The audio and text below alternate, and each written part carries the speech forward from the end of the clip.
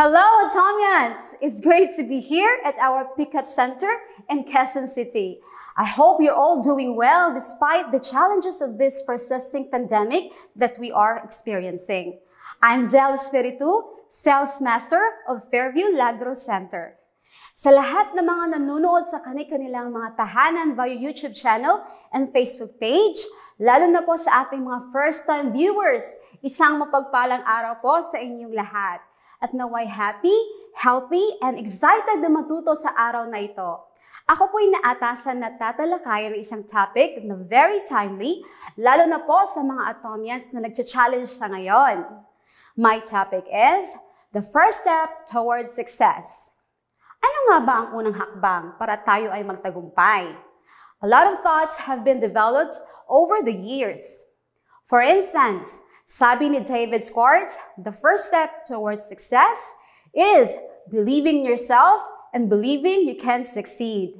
At sinabi naman ni Mark Cain, profess that the first step towards success is taken when you refuse to be a captive of the environment in which you first find yourself. Pero kung titinang po natin ang mga pananaw na ito, lahat ay malawak, ngunit meron ugnayan sa mindset sa isang tao at paano siya tumutugon or nag-take action. So please allow me to rephrase my topic, which I would like to relate to my own experience. Sales Mastership is the first step towards becoming successful in Atomy. Bilang isang sales master sa kasalukuyan, mas mainam po na manggagaling sa aking karanasan ang ibabahagi ko po sa inyo. Pero bago po ang lahat, gusto ko po ipakilala ang sarili ko before po ako maging Atomian. Marami din po ang mga challenges sa buhay na naranasan ko o pinagdadaanan ko. Lalo na po noong nagkasakit ang napayapa ko na nanay at ako na lang ang inaasahan niya para maalaga ang dalawa kong kapatid na noon ay maliit pa sila. Dahil doon po sa kahirapan, hindi rin po ako nakapagpatuloy sa aking pagka-college at namasukan na lang para makatulong sa pamilya ko. Kaya naranasan ko po ang hirap ng pagiging empleyado. At kalaunan, nagdesisyon po ako na mag-abroad na lang at doon, naranasan din po ako ng masaganang buhay. At doon nakatulong din po ako sa aking mga kapatid na mapag-aral ko sila. Hanggat dumating ang panahon na nakaipon ng onte at nagsimula po ako ng sarili kong negosyo. Dito ko naranasang pagiging employer. Nagsusupply po ako ng saging for export sa Davao. Pero hindi po ako nagtagumpay dahil po sa malupit na bagyo na dumating sa panahon na iyon. I really hit the bottom, struggling and so uncertain on how we can survive every day. So, I consider my decision to do this Atomy business as a leap of faith. At the time, I was invited by my sponsor, Diamond Master Norly Magsingit, to join Atomy. Nasa Cebu pa ako noon and very uncertain with my future. I was a little hopeless back then. Thus, when she started sharing about the unique compensation plan of Atomy, my mind was drifting. Nag-iisip pa ako nung gagawin ko. Kasi parang hindi pa na ano sa isip ko nga, totoo ba yung mga sinasabi niya? Di ako masyadong naniniwala pa. But out of respect, I continued to listen until she mentioned about our first Imperial Master, Park Jung-soo, who received $1 million on a forklift. Pero, isip ko, ano kaya to? Totoo ba kaya to? O scam? Yun ang unang nasa isip ko. So I thought it's just a marketing strategy or a scam. So I experienced ko kasi wala namang assurance na success sa mga multi-level companies. However, how come that a chief nurse like her seemed to be actively involved in Atomy? Kaya malaking factor ito sa aking desisyon na bumalik po dito sa Manila. Sabi nga nila, the distance between your dreams and reality is called action. I have to act and believe. So, since I joined Atomy in May of 2018, I'm persistently blazing a trail towards becoming an auto sales master, which lead me to success after success, till Imperial Mastership, fostering the culture of sharing and doing Atomy business as a mission. Of course, I believe that the first step towards becoming successful in Atomy is to become a sales master and then become an auto sales master. And yes, actually nakuha ko po, na-achieve ko po ang pagiging sales master after 1.5 years, and I passionately involved with Atomy as a hands-on investor. Kaya, ito po ang focus na sharing ko this time. What I did to become a sales master, which is the first step, and for me, the most important step towards becoming successful in Atomy, as it serves as my strong foundation to becoming an auto sales master, which is my ultimate goal to achieving the rest of the masterships offered to us. In Atomy, we have 7 masterships to challenge from sales master to imperial master. Actually, there are Atomians who can go directly to Diamond Master and even to Sharon Rose Master.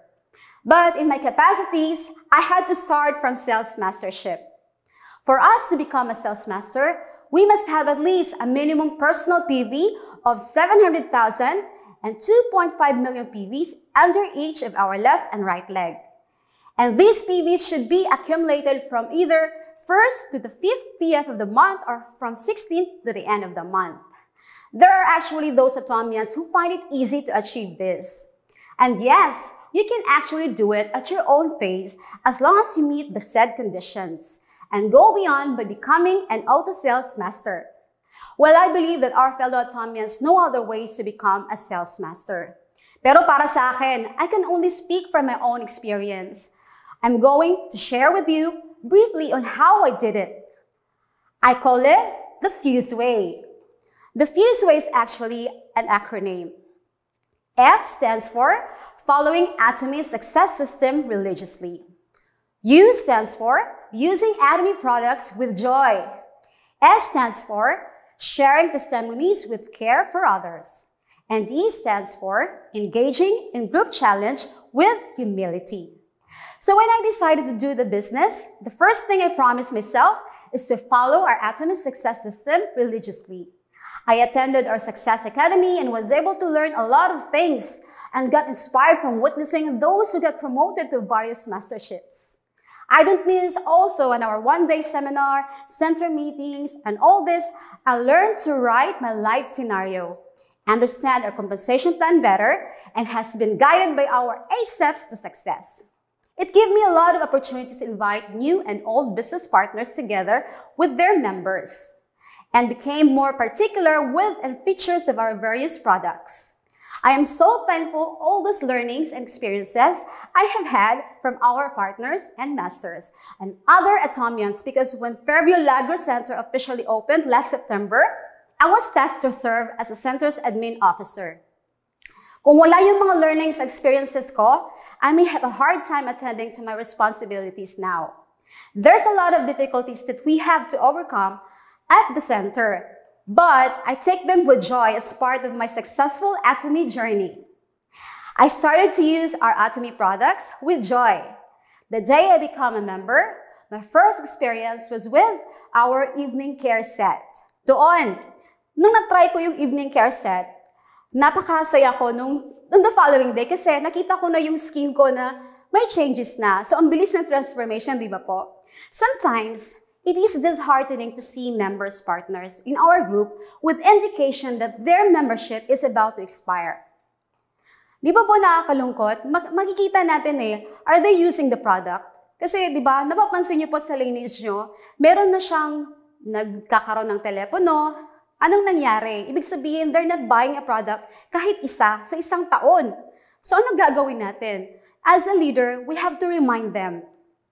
And we have to share the product na ginagamit natin para sila din malaman nila kung kagaano kaganda ang ating product. And it could only mean that they have not purchased any of our products in a span of years. So, we have to do something for that.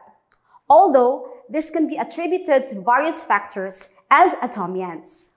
We must realize that we are co-owners of Atomy as investors indeed. So as a co-owners of Atomy, it is expected of us that we must patronize our products by simply changing brands to Atomy. So napapansin ko po, Bilang Atomians, di ba, may ma-notice tayo, matagal na sila sa Atomy, but bakit hindi pa nila na-try yung toothbrush, yung toothpaste? So, hindi ko maisip mga Atomians, pero hindi pa nila nasubukan yung products. So, we have to do something for it. Let's continue to share. Ano po yung mga benefits for using our products in Atomy? Consequently, we must invest our overall well-being, meaning towards health and non-health products, which adds financial freedom so that we can have solid testimonies to share on the benefits and blessings of being Atomians. Please bear in mind that sharing our testimonies about our products, residual income, and the like have not great impact, not only to our members partners, but to our potential partners. In preparation to our group challenge, sumama po ako sa team na pumunta sa Vietnam. May mga kababayan po tayong nakikilala doon at excited po ako dahil may friend din po ako doon sa Vietnam na nalaman niya about Atomy at malaki din po ang naging bahagi nila para ma-promote po ako as sales master. Last but not the least is to engage in group challenge, which I believe the most important part of our journey to become a sales master and beyond. I actually failed when I tried the very first time, but it taught me a lot of lessons. Thus, I decided that next time, I will do it through my Fuse way. We dream of becoming an Imperial Master someday. But how can we become without even trying to taste the victory that we can have when we become a sales master and prove to ourselves that we can really work our way to the top? For a person who have no ample resources like me, I know at the very beginning that I will become a sales master by investing on establishing good relationship with fellow Atomians, particularly with our group, and earn their trust. It is really difficult to please everybody, but just be sincere and be genuine with how you show your love and care for your partners with humility. Again, before the challenge period, you must be doing preparation already and acknowledge that you are actually responsible for all the burdens and workloads. Dapat alalahanin niyo po, you're doing a challenge. It needs a lot of preparations. Hindi yung magpapaalam ka sa sponsor mo, sasabihin mo, "Ma, mag-challenge po ako." And then, on the following day, hindi ka nakikita sa center. Natatakot ka na, di ba? So dapat i-prepare niyo po ang sarili niyo how to do the challenge, of course, with your team and sponsor. In other words, you must challenge yourself and unleash all the positive energy with prayers and faith in God. Consequently, do the challenge together with your sponsors and more than asking. Let them know how much you will contribute your upcoming group challenge. Then, challenge with your teams with humility, appealing for their support, cooperation to complement and your limitations. Dapat din walang atras abante, sasabi ko po kanina. If you have say so, then give your full commitment to it. Likewise, go to your cross lines and challenge with them too. Indeed, this is the unique with Atomy, as it is true. You can work with your cross lines and they can be of great assistance too. Based sa experience ko po, malaking tulong din po ang cross lines sa akin. Hindi lang sa group ko, but the cross lines, sila din po nakatulong sa challenge ko. So when I took part in the group challenge on December of 2019, although we were short of Diamond Master to having a Sharon Rose Master, my sponsor honored their commitment and decided to pursue the challenge, resulting in the birthing of 1 new Diamond Master and 4 new Sales Masters, in which I'm blessed to be one of them. Along with this result of our group challenge, I can say that failure is not actually a failure if we will keep going and foster that old mantra, try until you succeed. And I'm taking this opportunity to express again my utmost gratitude to all my sponsors, business partners, and cross lines. We can do it again next time around. I believe that we become part of Atomy for a reason or two. We are here not only for ourselves, but for the generations yet to come.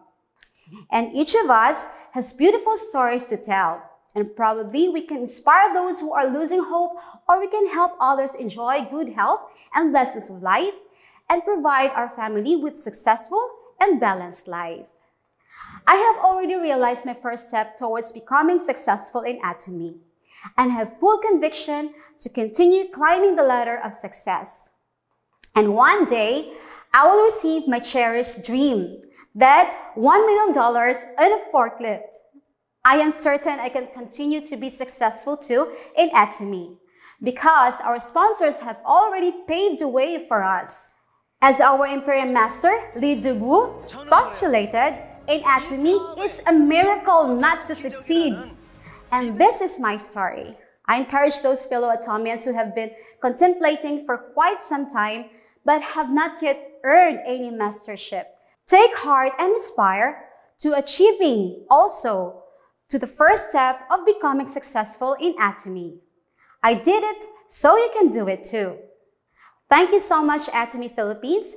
Thank you, my dear sponsors, member partners in my team, and to my crosslines. Daghan kaayong salamat.